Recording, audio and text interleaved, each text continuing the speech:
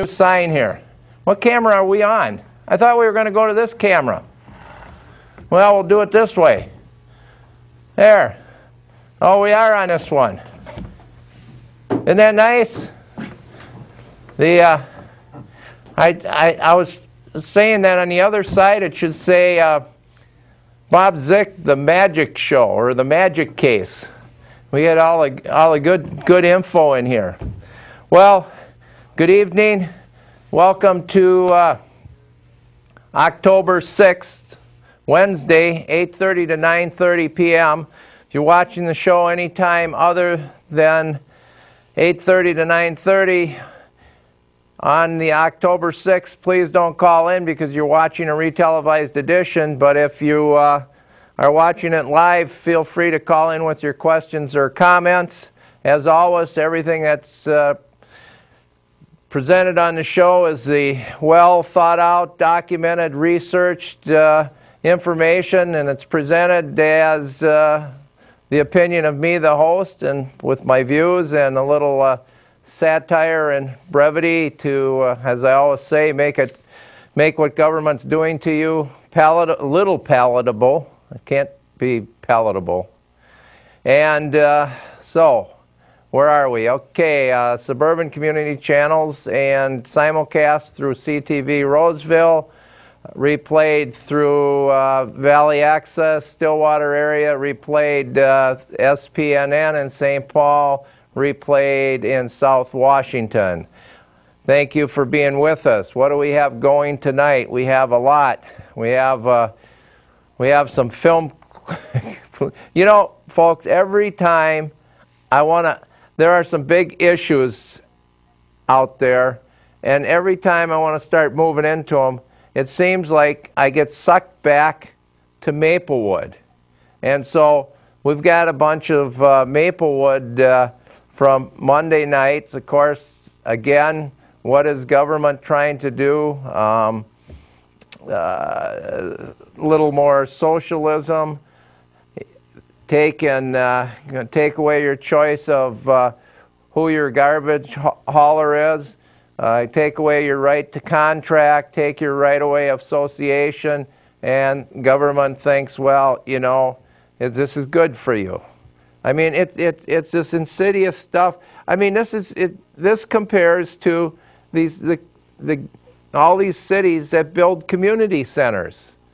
You know, they're wonderful concepts, but it's not the role of government. And so then you have a community center like Maplewood that has never operated in the black since its beginning. Community center in North St. Paul doesn't turn a profit. Always, it's a cost item for the taxpayers.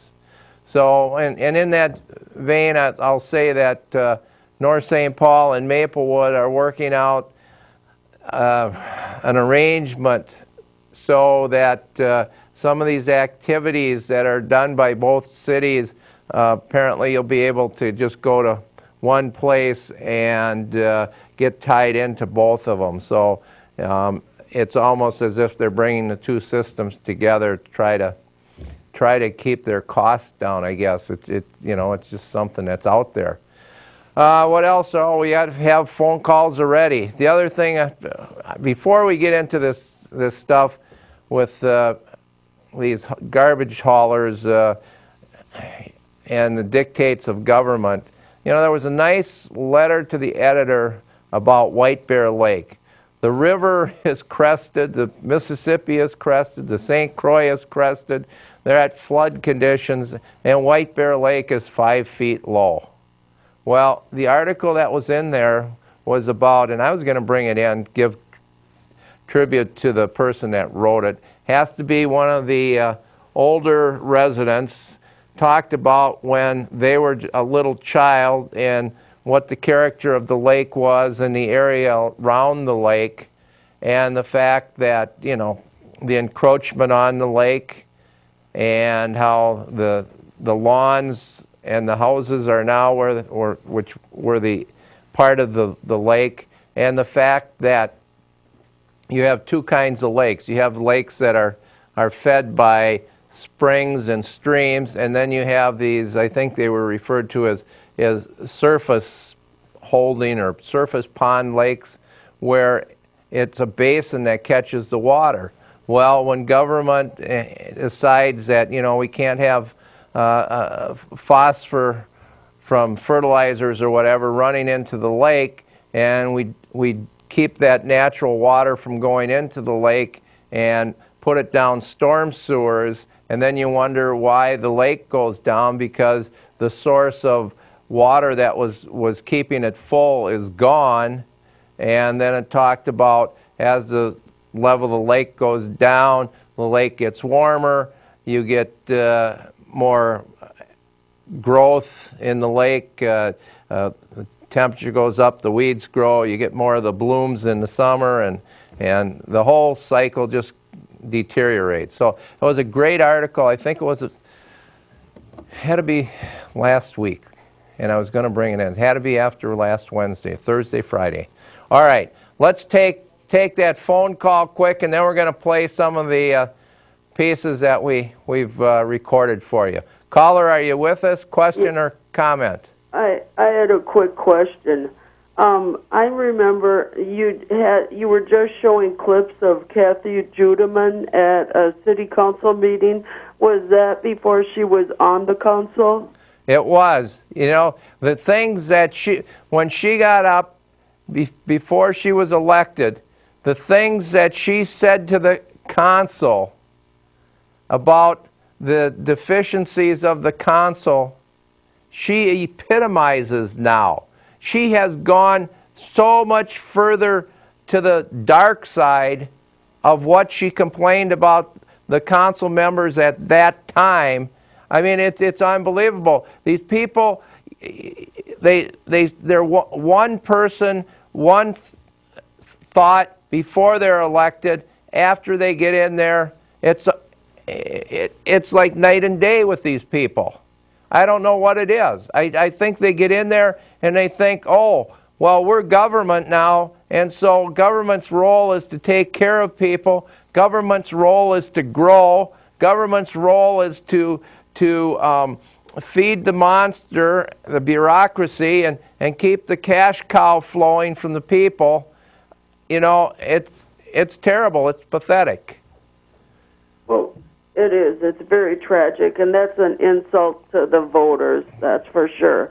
And the other thing, I was wondering if do you do that same opening each of your episodes? No, it varies. I'm looking for the episode we had with Bob the Builder. I love that one. We're trying to resurrect some of the stuff. You know, we've been on the air for 18 years.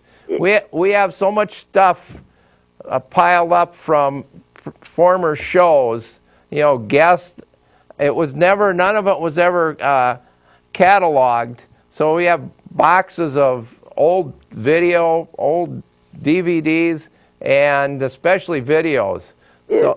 When you're going through those, if you could possibly find an episode where you reported that council member Coben was drunk at a city council meeting, that might be helpful for the voters to see. Well, there's probably more than several tapes that would depict that.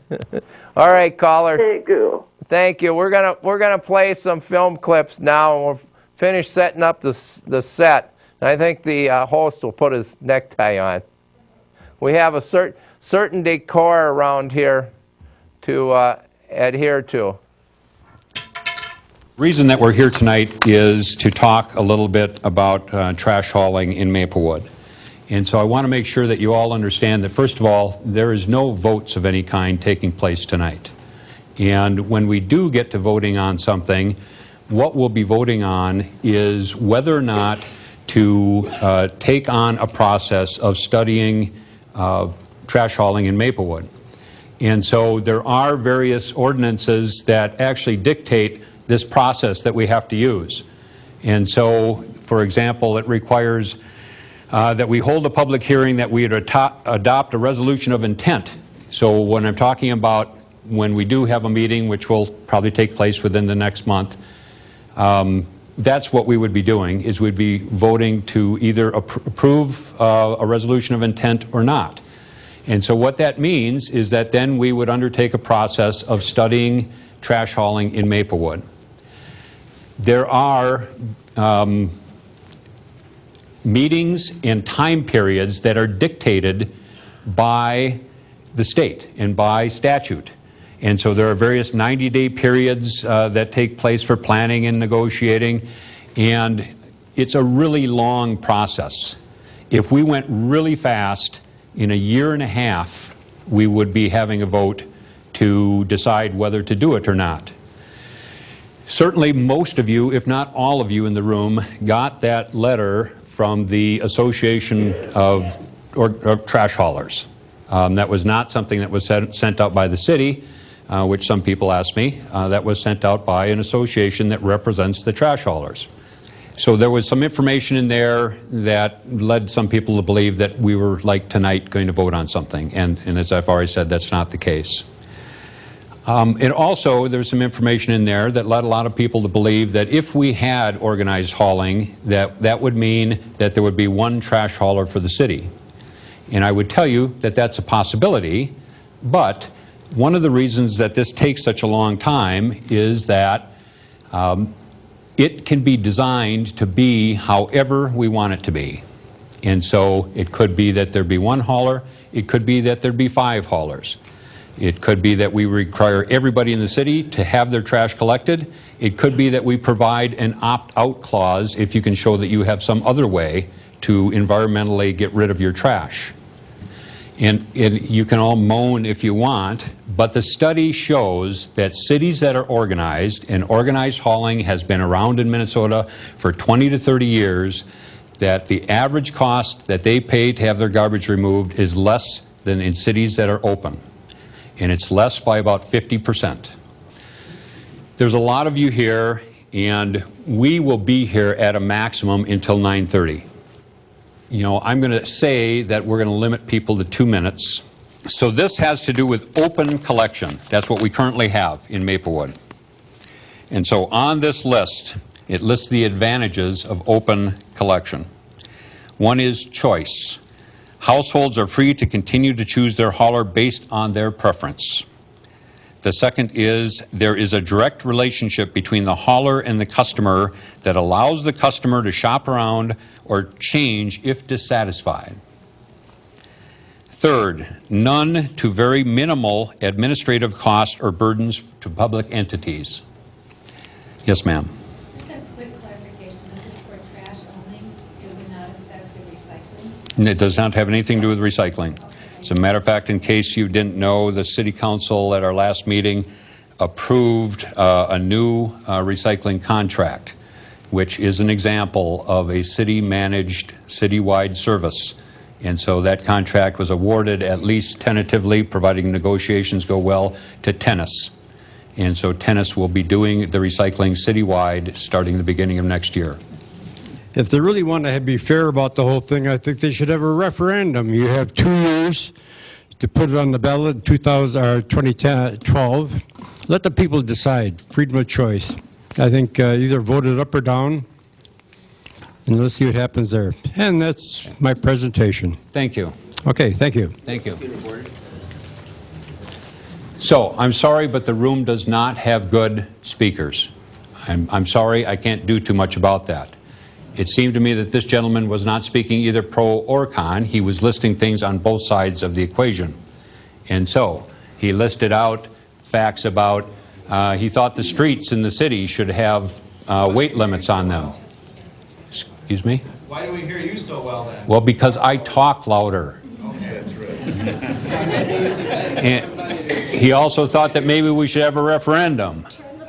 He talked about there's also other vehicles on the street that cause damage. First of all, Will, do you have a 9:30 curfew? 150 people, and they have to go home at 9:30. These council meetings run till 11. You ought to at least hear the people. Second of all, I mean, the council meetings run till 11. You have a $40 million budget, an $80 million debt, and you can't have a decent speaker system in here. And you want to run a garbage hauling system. Are you going to talk about that? All right.